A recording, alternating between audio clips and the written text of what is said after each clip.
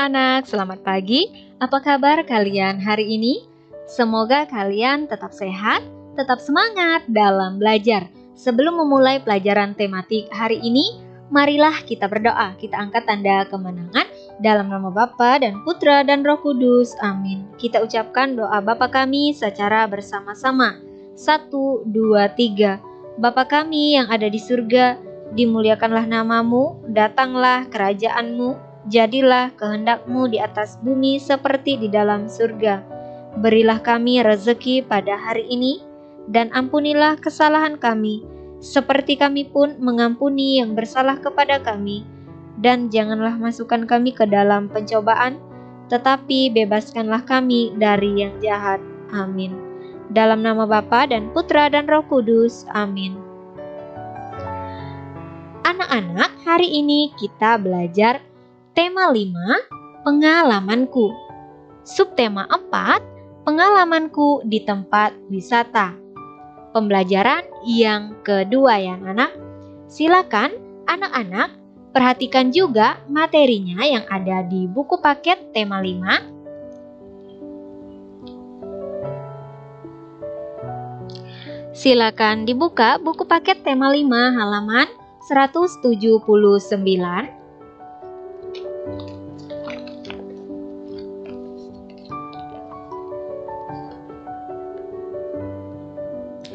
Sampai dengan halaman 187.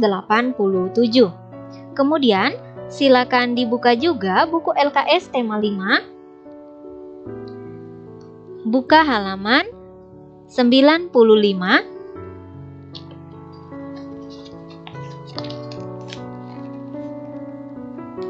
Sampai dengan halaman 97.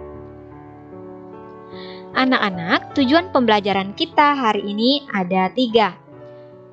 Yang pertama, siswa dapat menyebutkan 3 contoh pengamalan sila keempat Pancasila di tempat wisata dengan benar.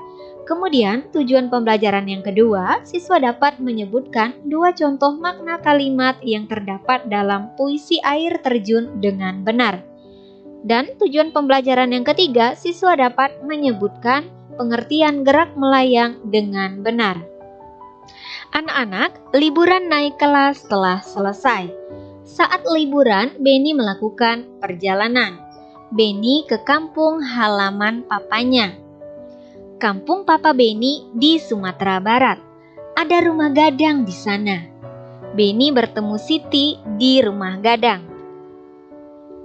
Anak-anak, berikut ini silakan anak-anak mengamati gambar rumah gadang yang ada di Sumatera Barat atau yang terletak di Sumatera Barat ya anak-anak. Kemudian silakan juga anak-anak mengamati teks percakapan antara Beni dan kakaknya yang bernama Tiur. Beni berkata, "Kak, lihat rumah gadang. Bagaimana kalau aku dan kakak masuk ke dalamnya?" Kemudian kakak Beni menjawab, "Aku dan kamu tidak boleh mengambil keputusan sendiri. Sebaiknya bicarakan dulu kepada papa dan mama." Anak-anak, berdasarkan teks percakapan antara Beni dan kakaknya, berikut ini ada beberapa pertanyaan yang harus kita jawab bersama-sama. Pertanyaan yang pertama, apa yang disampaikan Tiur kepada Beni? Ya, Tiur menyampaikan kepada Beni untuk tidak mengambil keputusan sendiri untuk masuk ke rumah gadang, tetapi perlu dibicarakan dengan papa dan mama. Selanjutnya, sikap apakah yang dilakukan? Ya, sikap mementingkan keputusan bersama daripada keputusan pribadi.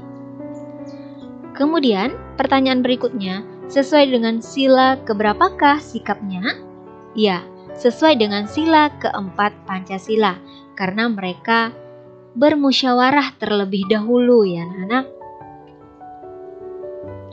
Kamu tidak boleh mengambil keputusan sendiri ketika kamu pergi bersama.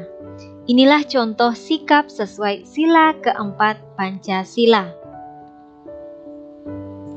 Anak-anak, berikan centang pada gambar berikut. Contoh perilaku sesuai sila keempat Pancasila. Nah, silakan anak-anak perhatikan berikut ini ada beberapa gambar ya anak-anak. Kemudian gambar yang sesuai dengan perilaku sila keempat Pancasila kita beri tanda centang.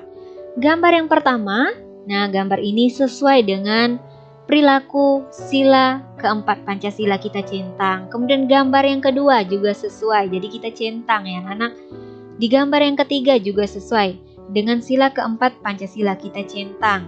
Kemudian gambar yang keempat ini tadi tidak sesuai ya anak, karena dia kelihatannya marah-marah di sini.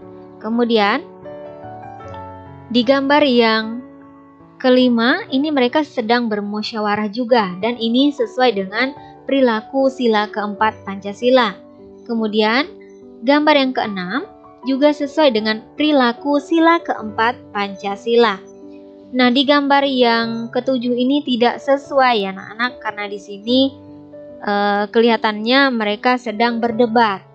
Jadi tidak sesuai dengan perilaku sila keempat Pancasila. Beni tidak mengambil keputusan sendiri. Ketika Beni menentukan ketua kelompok diskusi. Nah, anak-anak, berikut ini silakan anak-anak perhatikan gambar Beni dan teman-temannya. Kemudian Beni dan teman-temannya mereka tidak mengambil keputusan sendiri, tetapi mereka menentukan ketua kelompok dengan cara berdiskusi ya anak-anak. Jadi mereka mengambil sebuah keputusan secara bersama-sama di dalam kelas. Saat bermusyawarah pasti ada perbedaan pendapat ya anak-anak. Kemudian perbedaan pilihan dapat disatukan melalui musyawarah. Kemudian musyawarah artinya berdiskusi untuk mengambil keputusan bersama secara mufakat. Anak-anak, kita harus menghargai orang yang sedang menyampaikan pendapat atau usulnya dalam musyawarah. Kemudian, yang kelima, musyawarah dilakukan supaya tidak terjadi pertengkaran dan pertikaian. Selanjutnya, musyawarah dilakukan dengan asas kekeluargaan. Kemudian, pengambilan keputusan dalam musyawarah dilakukan dengan cara voting. Voting adalah cara pengambilan keputusan dengan pemungutan suara. Anak-anak, berikut ini ada beberapa contoh penerapan sila keempat Pancasila di tempat wisata. Misalnya, yang pertama, musyawarah memilih tempat wisata yang akan dikunjungi. Kemudian, yang kedua, musyawarah memilih tempat membeli oleh-oleh. Dan yang ketiga, mendengarkan pendapat orang saat bermusyawarah. Anak-anak, Beni berkata, "Saya, Siti, Dayu, Udin, Edo, Meli, dan Lani satu kelompok diskusi. Aku dan teman-teman akan menentukan ketua kelompok. Saat menentukan ketua kelompok, harus mengambil suara. Caranya dengan menulis nama di kertas kecil dan menggulungnya." Anak-anak, sesampainya di padang, Beni singgah. Beni singgah di air terjun Lubuak Tampuruang. Air terjun Lubuak Tampuruang unik, seperti batok kelapa yang dibelah. Masih banyak terdapat air terjun di Sumatera Barat. Anak-anak, adakah air terjun di tempat tinggalmu? Kemudian, adakah tempat wisata di daerahmu? Ya, pastinya ada ya anak-anak, tempat wisata di daerah kita sini. Kemudian ada juga air terjun. Misalnya di Kabupaten Bengkayang ada air terjun, kemudian di Kabupaten Landak ada air terjun juga ya anak-anak. Kemudian Beni bernyanyi tentang air terjun. Nah anak-anak, bacalah teks lagu berikut, lagu tentang air terjun. Kemudian kita akan membacakannya seperti membaca puisi. Sekarang Ibu Guru akan mencontohkan cara membaca puisi air terjun. Air terjun. Dari jauh bunyi berderu-deru. umpama angin yang bertiup kencang. Rupanya air yang terjun tinggi, melompat-lompat dengan tak berhenti. Itulah air terjun namanya.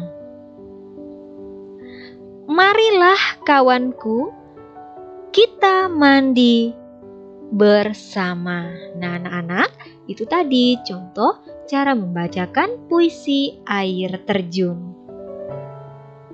Anak-anak, berdasarkan puisi air terjun tadi, berikut ini kita akan bersama-sama memahami kata dan makna kata atau kosakata baru ya anak-anak. Misalnya, contoh kata berikut ini, kata jauh. Makna dari kata jauh adalah tidak dekat. Kemudian, berikutnya kata deru. Maknanya adalah berbunyi keras gemuruh seperti air deras. Selanjutnya, kata umpama. Maknanya adalah sama halnya dengan atau bagaikan. Kemudian, kata rupanya. Makna dari kata rupanya adalah kelihatannya atau tampak. Selanjutnya, kata terjun. Makna dari kata terjun adalah melompat turun. Anak-anak, Beni singgah di kampung Siti. Anak-anak di kampung Siti sedang main kelereng. Beni ikut bermain kelereng. Beni menang saat main kelereng. Beni sangat senang. Beni melompat. Beni juga berlari sambil melayang. Anak-anak, tahukah kalian apa yang dimaksud dengan gerakan melayang? Kemudian, bagaimana cara melakukan gerakan melayang? Nah, anak-anak, yang dimaksudkan dengan gerakan melayang adalah gerakan saat beban atau kaki berada di udara atau tidak menyentuh tanah. Berikut ini silakan anak-anak perhatikan, ada beberapa gambar Beni yang sedang melakukan gerakan melayang. Nah, gambar yang pertama Beni sedang melayang kemudian melompati papan ya anak-anak ini. Kemudian ketika di udara, itulah namanya gerakan melayang. Kemudian, gambar yang kedua, Beni melakukan gerak melompat ke depan. Ini juga termasuk gerakan melayang. Selanjutnya, gambar yang ketiga, nah, Beni melompati haral lintang seperti ini ya anak, atau papan segitiga seperti ini dia lompati. Ini juga termasuk gerakan melayang. Kemudian, gambar yang keempat, Beni melakukan lompat katak. Lompat katak termasuk gerakan melayang. Anak-anak, kesimpulan pembelajaran kita hari ini ada 3. Khusus kesimpulan pembelajaran, silakan anak-anak tulis di buku catatan tematik. Kesimpulan pembelajaran yang pertama, 3 contoh penerapan sila keempat Pancasila di tempat wisata, yaitu pertama, musyawarah memilih tempat wisata yang akan dikunjungi. Yang kedua, musyawarah memilih tempat membeli oleh-oleh. Kemudian yang ketiga, mendengarkan pendapat orang saat bermusyawarah.